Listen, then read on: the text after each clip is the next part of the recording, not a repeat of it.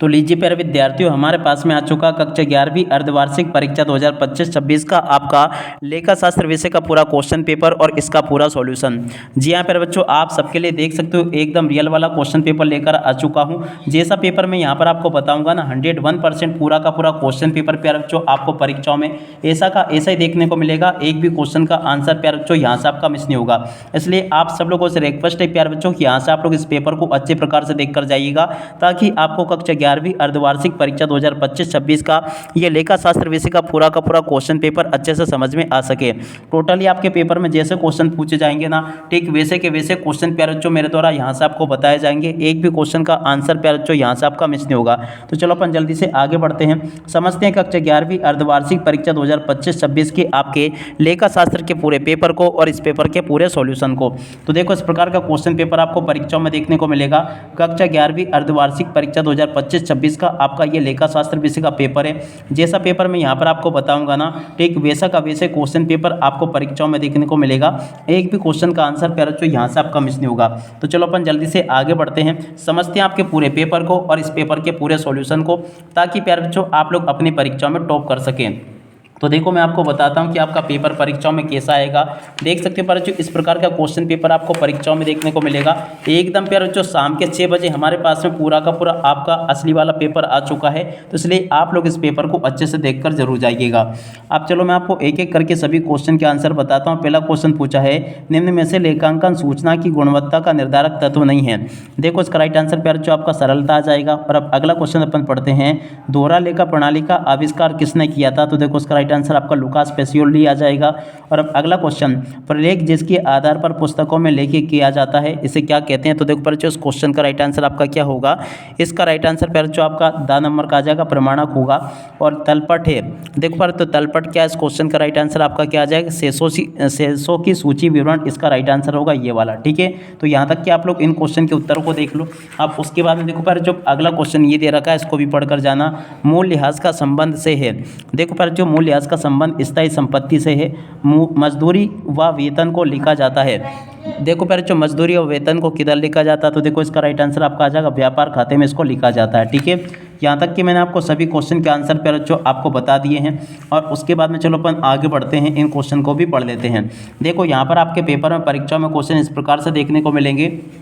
प्रश्न नंबर 2 में प्यारे बच्चों आपको रिक्त स्थानों की पूर्ति पूछी जाएगी। अब देखो, रिक्त स्थानों की पूर्ति में आपको कैसे बताता हूँ। पहला क्वेश्चन, पुस्तक पालन में केवल घटनाओं का लेखा होता है। कैसी घटनाओं का लेखा होता है। तो देखो, इसका राइट आंसर आपका आ जाएगा आर्थिक घटनाओं का लेखा होता है। जीएसटी 1 जुलाई को लागू हुआ। तो देखो पर जो जीएसटी 1 जुलाई 2017 को लागू हुआ। और अगला क्वेश्चन, व्ययों के भुगतान से पूंजी में होती है। देखो पर जो व्ययों के भुगतान से पूंजी में क्या होती है, कमी होती है। यहाँ पर आपको कमी लिख कर आना होगा। और उचंत उद्धृत खाता एक खाता है। देखो पर जो उचंत उद्धृत खाता है कैसा खाता है। तो देखो, इसका राइट आंसर आपका आ जाएगा अस्थायी खाता है। और अब अगला क्वेश्चन, फर्नीचर क्रय का लेखा क्रय पुस्तक में किया जाता है। तो ये एक है। देखो पर जो ये क्या है, यहाँ से आपको लिख कर आना होगा, ये एक सैद्धांतिक अशुद्धि है। क्या लिखोगे, सैद्धांतिक अशुद्धि। ठीक है, और अब अगला क्वेश्चन, वर्ष के अंत में पूंजी में वृद्धि दर्शाती है। देखो बच्चों, वर्ष के अंत में पूंजी में वृद्धि क्या दर्शाती है, लाभ दर्शाती है। ठीक है, तो यहाँ तक कि मैंने आपको सभी क्वेश्चन के आंसर बता दिए। उसके बाद में देखो, यहाँ से आपको मैं जोड़ी का मिलान बता देता हूँ कि जोड़ी मिलान आपके पेपर में परीक्षाओं में कैसा पूछा जाएगा। पहले नंबर की जोड़ी पूछिए प्रविष्टि। प्रविष्टि की जोड़ी का मिलान इससे हो जाएगा, फुटकर रोकड़ भई। देखो बच्चों, फुटकर रोकड़ भई का जोड़ी का मिलान किधर होगा, चलो मैं आपको बताता हूँ। तो देखो बच्चों, फुटकर रोकड़ भई का जोड़ी का मिलान आपको इससे कर लेना है। चलो मैं आपको बता दूँ, देखो फुटकर रोकड़ भई की जोड़ी का मिलान आपको इससे कर लेना सेकंड नंबर का। और उसके बाद में देखो तीसरा देखते हैं क्या पूछा है, संपत्ति के मूल्य में गड़बड़। देखो बच्चों, संपत्ति के मूल्य में गड़बड़ इसको कहते हैं अपन उच्चावचन। ठीक है, और उसके बाद में देखो अपन आगे बढ़ते हैं, अगली क्वेश्चन देखते हैं। तो ये देखो, यहाँ पर पूछा है अप्रत्यक्ष व्यय। देखो पर जो अप्रत्यक्ष व्यय की जोड़ के मिलान आपका किससे होगा, लाभ हानि खाता से इसकी जोड़ के मिलान हो जाएगा। चौथी की जोड़ के मिलान इससे हो जाएगा।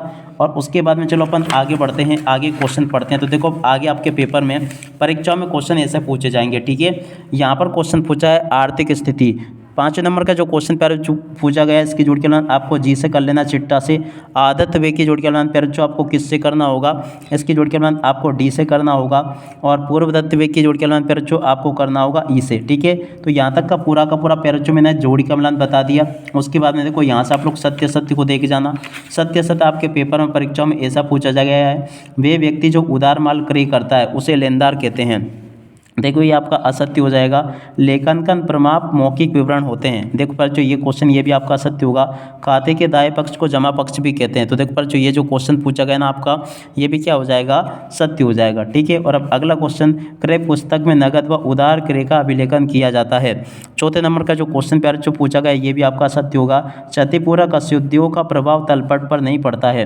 5 नंबर का जो क्वेश्चन प्यारे जो पूछा गया ये भी सत्य होगा। उपार्जित आय व्यापार का दायित्व है। तो देखो ये भी आपका असत्य हो जाएगा। ठीक है, यहाँ तक कि मैंने आपको सभी क्वेश्चन के आंसर बता दिए। उसके बाद में देखो यहाँ से आप लोग इन प्रश्नों को पढ़ लेना। प्रश्न नंबर 5 में आपसे एक वाक्य फिर एक शब्द में उत्तर पूछे जाएंगे। पहला क्वेश्चन, किस भट्टे का लेखा पुस्तकों में किया जाता है। देखो पर जो इसका राइट आंसर आपका आ जाएगा नगद भट्टे में। क्या लिखोगे यहाँ से, नगद भट्टे में इसका लेखा किया जाता है। फिर जो याद रखना आप लोग कौन से भट्टे में होता है, नगद भट्टे में इसका लेखा होता है। और अब अगला क्वेश्चन अपन पढ़ते हैं, क्या दे रखा है, वन व्यापार के स्वामित्व को व्यापार से पृथक माना जाता है। ये लेखांकन की कौन सी मान्यता के अंतर्गत आता है। देखो इसका राइट आंसर पहले जो आपका आ जाएगा पृथक अस्तित्व की मान्यता के अंतर्गत ये आता है। पृथक अस्तित्व की मान्यता इसका राइट आंसर आ जाएगा। ठीक है, और अब अगला क्वेश्चन, नकल बही के प्रारूप में कितने खाने होते हैं। देखो बच्चों नकल बही के प्रारूप में 5 खाने होते हैं। रोकड़ बही कौन सा शेष दर्शाता है। तो देखो इसका राइट आंसर आपका आ जाएगा नामे शेष दर्शाता है। कौन सा, नामे शेष इसको दर्शाता है। और अब अगला क्वेश्चन, बैंक समाधान विवरण किसके द्वारा बनाया जाता है। तो देखो बच्चों बैंक समाधान विवरण किसके द्वारा बनाया जाता है। तो देखो इसका राइट आंसर आपका आ जाएगा व्यापारी या ग्राहक के द्वारा बनाया जाता है। किसके द्वारा, व्यापारी या ग्राहक के द्वारा। और अगला क्वेश्चन, विक्रय पुस्तक का योग 500 अधिक लगाया गया किस प्रकार की अशुद्धि है। देखो बच्चों ये जो है ना हिसाब की अशुद्धि है। क्या लिखोगे, हिसाब की और उसके बाद में अशुद्धि। ठीक है, ऐसे लिख लें आप लोग, इसका राइट आंसर ये आ जाएगा। और उसके बाद में देखो अगला क्वेश्चन पढ़ते हैं, क्या दे रखा है, इसमें मात्रा छोटी वाली चढ़ाना आपको। और अब अगला क्वेश्चन, विशेष उद्देश्य के लिए बनाए गए संचय कहलाते हैं। देखो बच्चों इसको कहते हैं विशेष संचय। क्या लिखोगे यहाँ से, विशेष और उसके बाद में संचय, इसका राइट आंसर आ जाएगा। देखो यहाँ तक के सभी क्वेश्चन के उत्तर मैंने आपको बता दिए। और उसके बाद में जो क्वेश्चन पूछे गए ना प्यारे बच्चों, चलो मैं आपको इन सभी क्वेश्चन के आंसर अब आगे बता देता हूँ। तो देखिए प्यारे बच्चों यहाँ पर क्वेश्चन पूछा है लेखांकन से क्या से। तो देखो इस क्वेश्चन के उत्तर को यहाँ से देख लो, लेखांकन से क्या से है। उसके बाद में प्यारे बच्चों क्वेश्चन पूछा था पूंजी से क्या से। इस क्वेश्चन के उत्तर को यहाँ से देख लो, ये भी मैंने आपको बता दिया। और उसके बाद में देखो यहाँ पर क्वेश्चन प्यारे बच्चों पूछा है लेखांकन सिद्धांत से क्या से है। तो देखो पर इन क्वेश्चन के उत्तर को देख कर जाना आप लोग। ये लिखा लेखांकन सिद्धांत से क्या से, इस क्वेश्चन के उत्तर को भी आप लोग यहाँ से देख लें।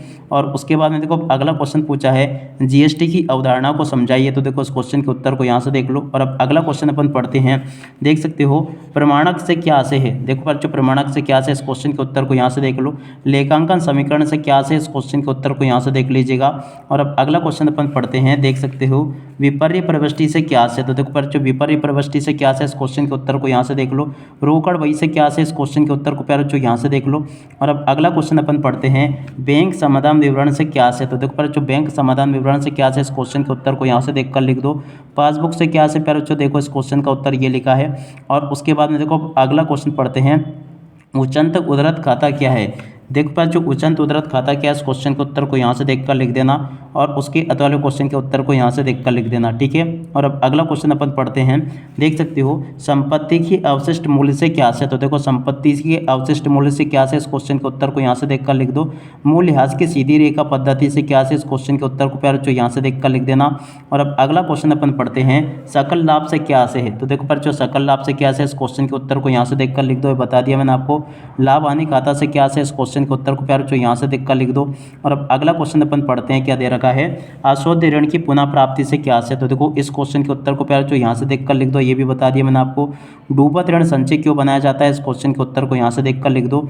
और अब अगला क्वेश्चन अपन पढ़ते हैं प्रबंधक से प्रबंधक के कमीशन से क्या आशय है। देखो प्यारे बच्चों, प्रबंधक के कमीशन से क्या आशय है, इस क्वेश्चन के उत्तर को यहाँ से देखकर लिख देना।